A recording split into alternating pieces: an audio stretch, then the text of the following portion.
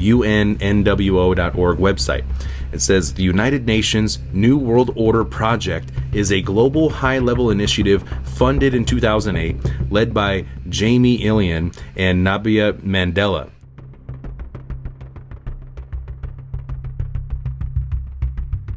To advance a new economic paradigm and the new world order for humankind, which achieves the UN's global goals for sustainable development by 2030 and happiness, well-being, and freedom for all life on Earth by 2050.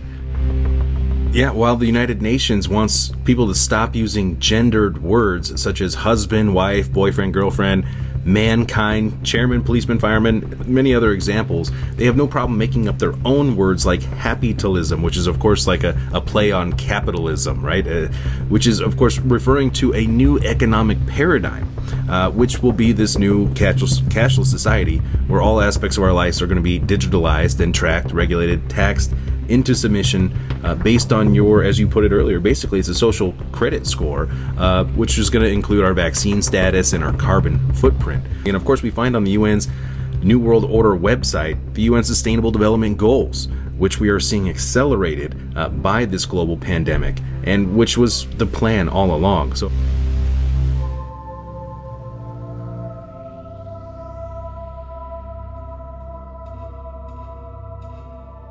we have before us the opportunity to forge for ourselves and for future generations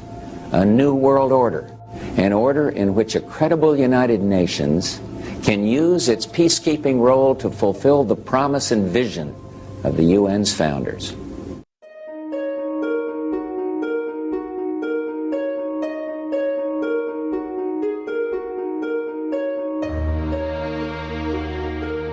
This will be the one world currency, the mark of the beast, with the certificate of immunity, of vaccination that we're going to have as well.